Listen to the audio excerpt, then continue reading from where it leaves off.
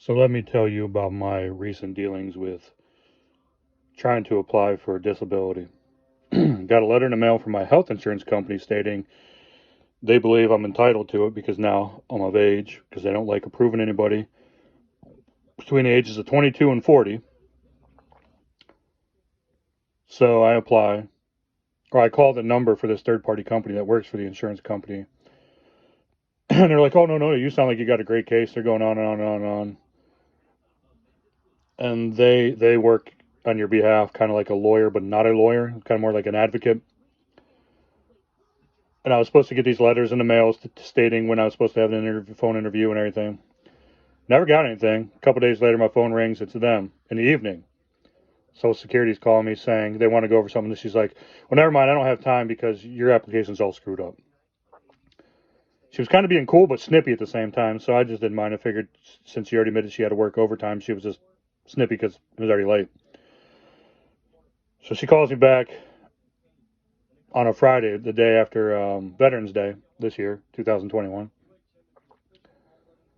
She seems cool. Then she seems like it's my job to deny you, like going back and forth. So I don't know how to read her. And she asked for my routing number, which was my mistake for giving it to her. She goes, oh, that way if you're approved, we can just direct deposit you. And then she asked when my injury was, which happened way back in 2014. She says, oh, no, no, no, we can't go that far back. We want to go back to 18 when you had your surgery. We won't go back to the initial date of injury, which is not what their website says. So then we go through all this list, blah, blah, blah. And then she tells me, you could be under perjury law. I forgot to tell you that. So I'm going to ask you right now how much your car is worth, what you could sell it for, and then how much is in your bank account. Told her I really didn't feel comfortable with giving her my bank account. She's like, well, I already have the information up. So under perjury laws, you have to say it. So I tell her. She's like, well, how'd you get that much money if you're working just so few hours? I'm like, because that was off of workers' comp that they paid me. So that's what I've been laughing off for the last couple of years. Nope, that counts as income, which it does not in the state of Ohio. And then I just get a letter just now in the mail, just open it. Because I told her my car value, if I was to sell it outright, I could probably get $3,500 trade-in value. I guess you only allowed to have $2,000 in assets. But yet my neighbor who owns two houses, a brand new car, another car, goes to Vegas 6, 7 times a year. He just got approved no surgeries for carpal tunnel syndrome in both hands instead of having surgeries. I was told by her I should at least have one more surgery so it doesn't look like I'm scamming the system, which I'm not. So then she tells me it's an insurance policy that since I worked for the public in the last 10 years or so of that,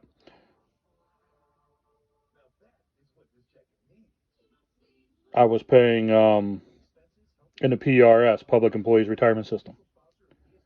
Nobody ever told me then you had to buy extra disability insurance or whatever. Nobody told me that.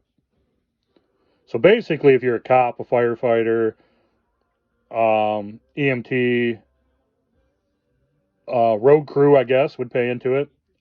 Schools pay into it in the SERS, School Employees Retirement System. Someone paying that, some paying the PRS. Um, you're screwed. So my first 20 years paying in from 98 to 2000,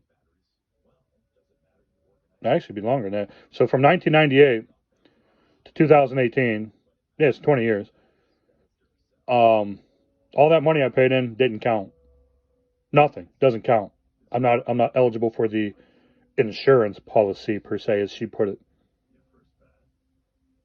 because 10 of the years, even though I worked another job that I did pay in the PRS, the majority of my hours were working for the place that paid in the PRS. So you get screwed. You're screwed. PRS is supposed to be a good retirement system, but as far as I know, they didn't offer any disability insurance, nothing. So 20 years worth paying in, 20 plus, paying into PR, or not PRS, excuse me, Social Security, I can get nothing. I'm eligible for nothing. But yet, illegals can come over here and get $450,000 just handed to them. Where's my $500,000? Where? Hell, I'll take 100 grand.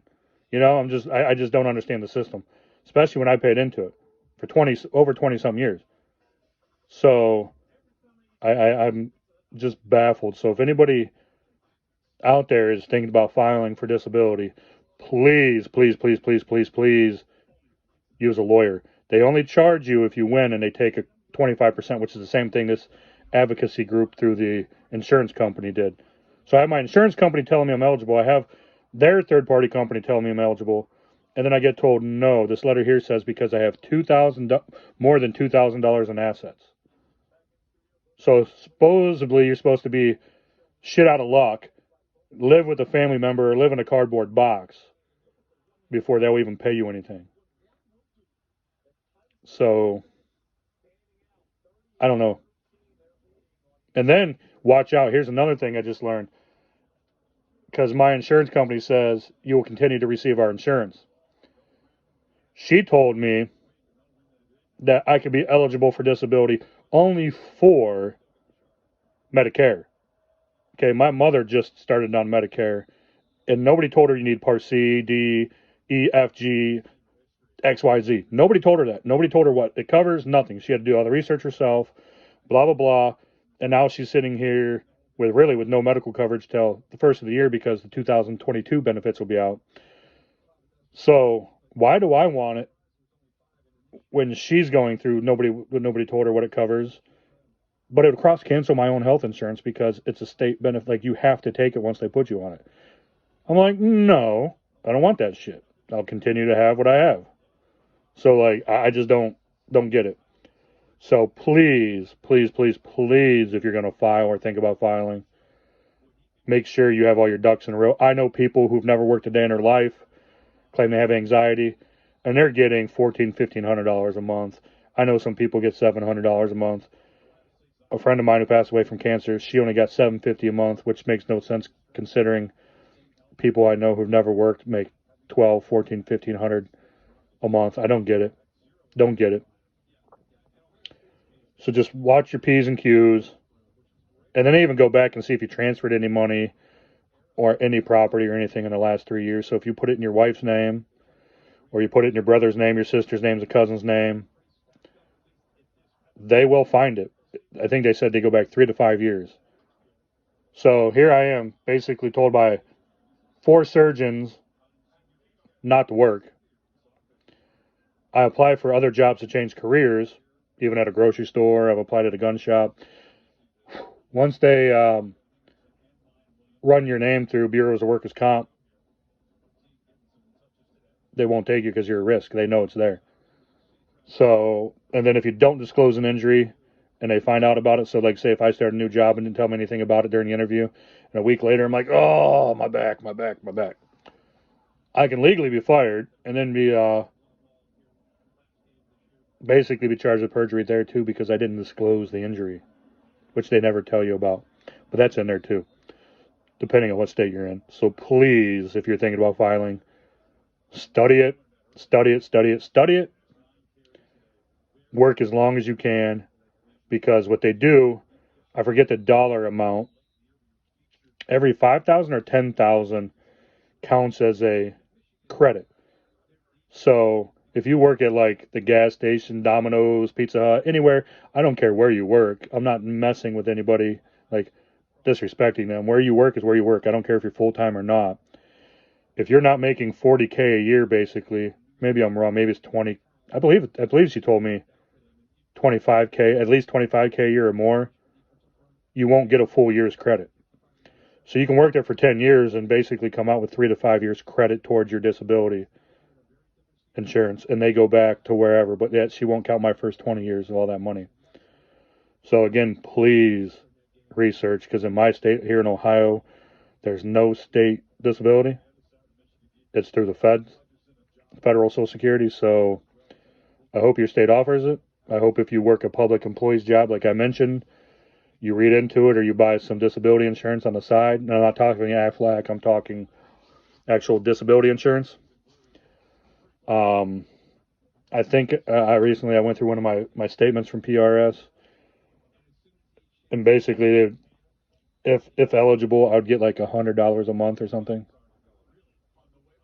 So they did offer a little bit, but I'm talking buy supplemental insurance. I know it takes money out of your pocket right now, but it's only going to help you in the long run.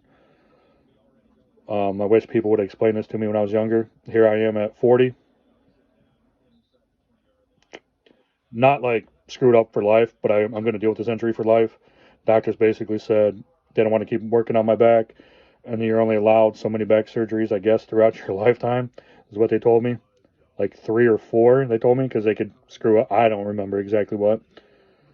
Been dealing with this for almost 8 years, so it just kind of goes by the wayside in my head, like who says what and what my new diagnosis is and prognosis and everything. But don't file by yourself is what I'm trying to explain to you. Do not do it. If you get it, and you, great. My neighbor did it. He by himself. I don't know how he did it online. Says they don't have a computer, so I don't know how they did it. But he says he did it on his own, and that you're supposed to be off the job for 5 months. I was off the job for 2 years after the surgery because I couldn't walk properly, couldn't lift, couldn't do anything. They didn't care.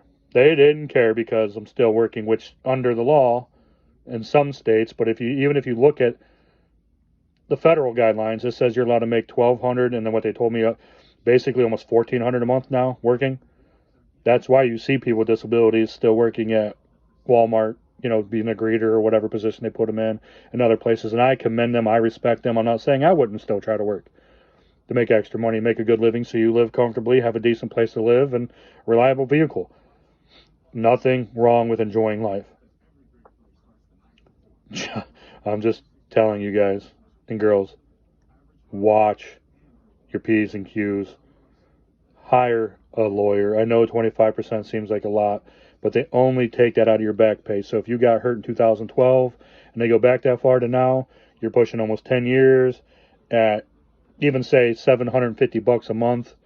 I think it's the lowest they're supposed to pay. That's a heck of a lot of money that you're still getting. It's worth the headache. Let them do the work. Let them disprove everything. Let them field all the phone calls. Let them do everything for you, please. Next time I file, I'm going to have to do that, but I can't file for another 5-6 years, according to her, because I have to have so many years prior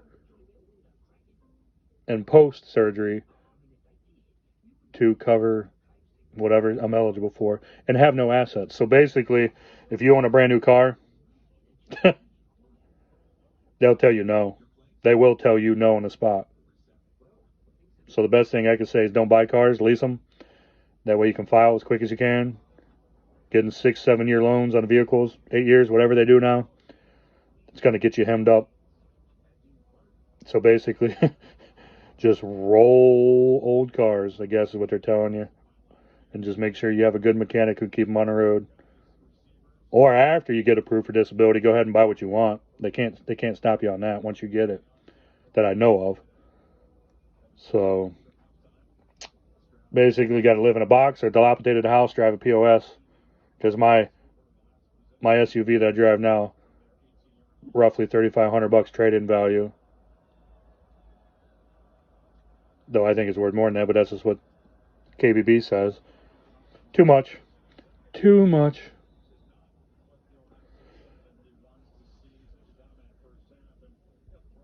And then I asked her a question. I said, so I have a question. She says, yeah. I said, so if you get on disability insurance, but yet also get on SSI, I guess, which I don't know the difference. One's a disability, one's supplemental insurance, and the other one's a retirement.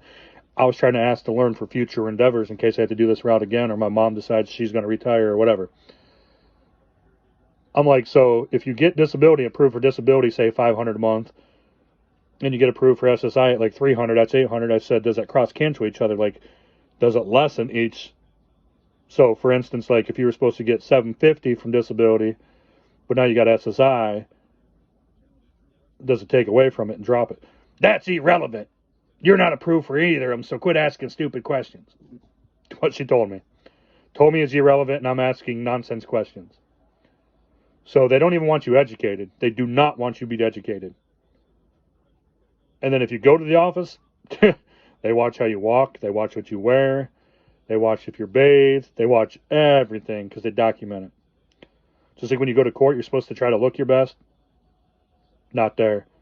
They want you to come in look like a homeless bum and using your cane and your walker, and they want to see you squiggle in your chair. They might call you a liar for doing it, but if you don't do it, they document that.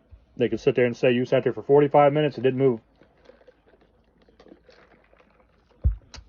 So let your lawyers handle it. That's my advice for you. Hope it works out for you. If anybody else has any experiences like this, or some good experiences or tricks, feel free to comment below so others can learn from my bad experience. Could have been worse. I've heard of worse. I know people with worse off injuries who just now got approved and they've been fighting for life because they were born with defects. And they got told, no, no, no, no, no, can't, not disabled, until they got a lawyer. And now he's getting a crap ton of back pay because they just keep saying no. So instead of saying yes and letting it go and paying them however much a month, now they owe them like, I'm just going to throw a number out there, 100 grand back pay. So you think they would say yes, but it's all bureaucracy, kind of like workers' comp. So just let your lawyers handle it.